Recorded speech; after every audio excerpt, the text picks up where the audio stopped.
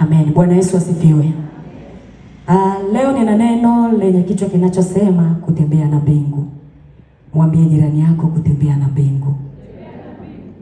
Unaweza ukawa unatembea lakini unatembea mwenyewe. Unaweza ukawa unatembea lakini unatembea kwa akili zako. Unaweza ukawa uko kanisani lakini hauko na mbingu, uko mwenyewe. Unaweza ukawa unaomba lakini unaomba mwenyewe. Bwana Yesu asifiwe. Lakini leo tutaenda kuangalia namna ya kutembea na mbingu. Na pia tutaangalia vizuizi vinavyozuia mtu asiweze kutembea na mbingu. Bwana Yesu asifiwe. Wako watu wachache waliotembea na mbingu katika Biblia. Ili kutembea na mbingu au kupata mwongozo wa kimbingu unahitaji vitu vifuatavyo. Ili kutembea na mbingu au kupata mwongozo wa kimungu katika huduma, maisha, karama, unahitaji mwongozo ufuatao. Vitu ambavyo unavyohitaji, jambo la kwanza unahitaji unyenyekevu. Bwana Yesu asifiwe. Unahitaji unyenyekevu. Jambo la pili unahitaji utii. Na jambo la tatu unahitaji uthubutu. Bwana Yesu asifiwe. Ukiwa na hivi vitu vitatu na vingine ambavyo wewe unaweza kuviongeza hapo, basi vinaweza kukusaidia wewe ukatembea na mbingu au ukatembea na Mungu au ukamsikiliza Mungu au Roho Mtakatifu. Bwana Yesu asifiwe. Katika Biblia tuliangalia habari ya Musa. Musa alitembea na Mungu. Katika kitabu kile cha Kutoka kuanzia mwanzo utaona habari ya Musa na namna Musa alivyokuwa anatembea. Bwana Yesu asifiwe. Namna ambavyo Mungu alimtumia, namna ambavyo yeye alikuwa anamsikiliza Mungu. Musa alikuwa mtii mbele za Mungu, lakini alikuwa mnyenyekevu. Bwana Yesu asifiwe. Lakini alikuwa na uthubutu. Alikuwa anakwenda mahali ambapo hata wewe ukiambiwa uende unaogopa. Lakini kwa sababu Mungu alikuwa pamoja na yeye na alikuwa na maelekezo anayopokea kwa Mungu na alikuwa yuko tayari kusikiliza Mungu anasema nini, alikuwa anaenda na anafanikiwa. Bwana Yesu asifiwe. Na ukiangalia katika kitabu kile utaona kabisa namna ambavyo alipiga hatua mpaka anafika mahali ambapo Mungu anampa nafasi ya kwenda kuwaokoa wana wa Israeli. Bwana Yesu asifiwe. Wakati Musa anakwenda kuwaokoa wana wa Israeli, yeye alitii Mungu anasema nini. Sio kwamba ilikuwa rahisi. Alijua kwamba anakokwenda anaenda kwa mtu ambaye ni adui yake. Maana anaenda kwa Farao ambaye tayari walishapigana na kuumizana. Lakini kwa sababu alikuwa anaisikia sauti ya Mungu, alilazimika kutii, alilazimika kunyenyekea na akathubutu kuondoka na kwenda kwa Farao. Bwana Yesu asifiwe. Paka anafika kwa Farao haikuwa rahisi, ilikuwa ngumu. Na anaenda anafika kwa Farao, anakuta wana wa Israeli wako katika hali ngumu, lakini alichokuwa anajua kwamba Bwana amenituma nije nikawatoe. Kuna wakati Mungu anakupitisha mahali pagumu, lakini anataka wewe utoke mahali fulani na kwenda mahali pengine. Anataka upige hatua kutoka pale ulipo na kuendelea mbele. Bwana Yesu asifiwe. Katikati ya safari ya Musa alikuwa akinyenyekea, akang'ang'ana mpaka akahakikisha amevusha wana wa Israeli. Gharama kubwa ambayo alitumia Musa ilikuwa ni kuomba na kunyenyekea na kutii na kusikiliza Mungu anasema nini. Hata katikati ya mazito na magumu bado alinyenyekea, maana alijua aliyenituma ni Mungu na ni lazima nifike pale ambapo amekusudia yeye kunifikisha. Kusudi la Mungu lilikuwa ni kumtuma Musa atoe wana wa Israeli kule awapeleke kwenye nchi ya ahadi. Bwana Yesu asifiwe. Na Musa alijitahidi kuwatoa mpaka akawavusha, wakafika kwenye nyakati na hatua ambayo walikuwa wako tayari kuelekea nchi ya ahadi. Na katikati ya safari ile Musa hakuwa peke yake. Alikuwepo na watu wengine wakiwepo kina Yoshua ambao walikuwa wanafanya kazi pamoja na yeye, ambao walikuwa wanatumwa pamoja na yeye, ambao ndio walikuwa wanatenda pamoja na yeye. Na wakati mwingine wakati Musa anaondoka kwenda mlimani kuchukua maelekezo, alijua nimeacha watu nyuma yangu, nimeacha wazee wa kanisa nyuma yangu, nimeacha washemazi nyuma yangu, nimeacha watumishi nyuma yangu, nimewaacha watu walioko chini yangu, wataweza kusimamia wana wa Israeli ili nikasikilize baba anasema nini alafu nirudi. Bwana Yesu asifiwe. Kipindi kile kilikuwa kipindi cha tofauti na sasa hivi. Sasa hivi ukitaka kumsikiliza Mungu ni wewe kutii, kunyenyekea, kaa chini ya mkono wa Mungu, omba sana, kuwa na uvumilivu, alafu Bwana anasema na wewe, kwa sababu wakati huu ni wakati ambao ameachiliwa Roho Mtakatifu anasema na sisi. Yeye ndio kiongozi wetu na ndio mwalimu wetu, yeye ndio msemaji wetu mkuu. Bwana Yesu asifiwe.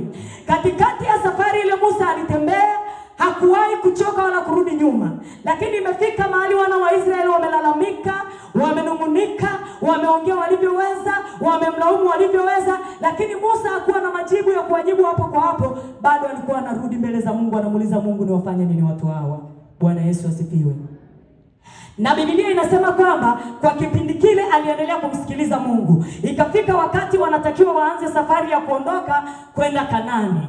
Wakati huo Musa anaondoka, anaenda kusema na Mungu. Akiwa katikati ya kusema na Mungu mlimani, katikati ya maombi ili aweze kusema na Mungu, katikati ya kusema na Mungu ili apewe mwongozo, akachukua muda mrefu katikati ya kusubiri. Na wakati anachukua muda mrefu, lile kundi aliloliacha na kina Yoshua wakageuka. Bwana Yesu asifiwe.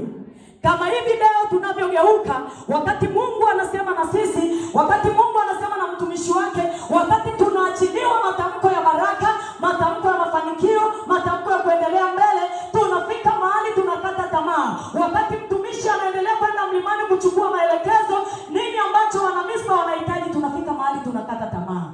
Bwana Yesu asifiwe.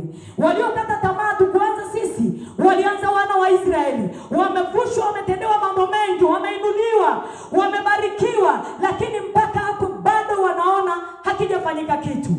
Musa anakula gharama mlimani ya kukaa na kusema na Mungu. Anakati akiwa kule mlimani, Mungu anampa amri ambazo ndizo watakazo kwenda nazo kwenye nchi ya ahadi, namna watakavyoenda kuishi kule, maana kule sio kwao wenyewe, wanaenda kukuta watu wengine, sio kiwanja ambacho wanaenda kuishi wenyewe. Kuna watu walikuwa wanaishi kule. Wakati Musa anatafuta na kupokea ahadi mbele za Mungu, wana wa Israeli wanaona wamechoka kusubiri. Mwambie mwenzako, choka kusubiri. Mwambie usikubali kuchoka kusubiri. Hakuna maisha magumu kama ya kuchoka kumsubiri Bwana. Bwana Yesu asifiwe. Neno la Mungu linasema Mungu wetu hakawii, hawai wala achelewi. Bwana Yesu asifiwe. Huja kwa majira na nyakati yake. Kwa hiyo kwa wakati ambao yuko kule mlimani, neno la Mungu linasema wana wa Israeli wakamwambia Yoshua, Musa atakuwa amekufa mlimani, huyu hayupo tena. Huyu amekaa huko muda mrefu, hayupo tena. Kama vile watu wanavyoweza kuona wakati kipindi ambacho kanisa linapita, wakati mtumishi yuko kwenye maombi ya kufunga na kuomboleza, yeye anapokea taarifa na ng'ang'ana kwa ajili ya kanisa, wao wanasema siku hizi mtumishi ameshachoka, ile nguvu aliyokuwa nayo hana tena.